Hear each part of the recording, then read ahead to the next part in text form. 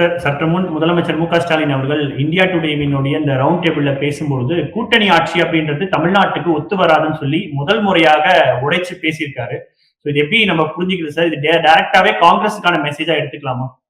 அப்படிதான் எடுத்துக்கிடணும். காங்கிரஸுக்கான மெசேஜ் முதலமைச்சர் வாயிலிருந்து முற்றுப்புள்ளி விழுந்து விட்டது. அதே இதுக்கு முந்தைய சீனியர் அமைச்சர் ஐ பெரியசாமி சொன்னாருங்க, இதே விஷயத்த சொன்னாரு. என்றாலும் முதலமைச்சர் சொல்லல, ஏன்னா அவர் கழக தலைவர். நேற்றைக்கு இருக்கிற அந்த அறிக்கையை சேர்த்து பாருங்க. காங்கிரஸ் கட்சி நேற்றைக்கு டெல்லியில அவங்க ஒரு பயிற்சி முகாம் நடத்தினாங்க.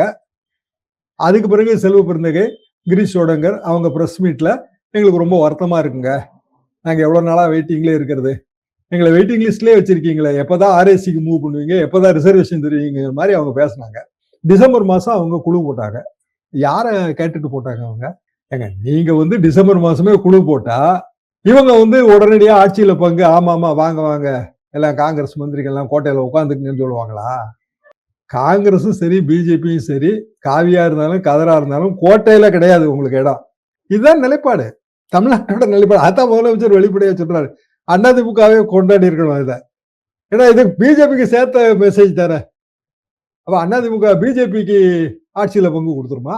அங்கேயும் சொல்றாங்கல்ல, இந்திய கூட்டணி தான். கூட்டணி யாரு சொல்றா? அமித்ஷா சொல்றாரு, மோடி சொல்றாங்க. அப்ப ஸ்டாலின் அதிமுகவுக்கும் சேர்த்து பதில் சொல்லியாச்சு, ஆட்சியில பங்கு கிடையாது. இப்ப எல்லாத்துக்கும் திமுக ஏதாவது ஒண்ணு சொன்னா அதிமுக மாற்று கருத்து சொல்லும்ல. இப்போ கழக தலைவர் சொல்லிட்டாருங்க, ஸ்டாலின் ஆட்சியில பங்கு கிடையாது சொல்லிட்டாரு. நாங்க அப்படி இல்லை, நாங்க ஆட்சியில பங்கு தருவோம் அப்படின்னு சொல்லுவாரா எடப்பாடி பழனிசாமி?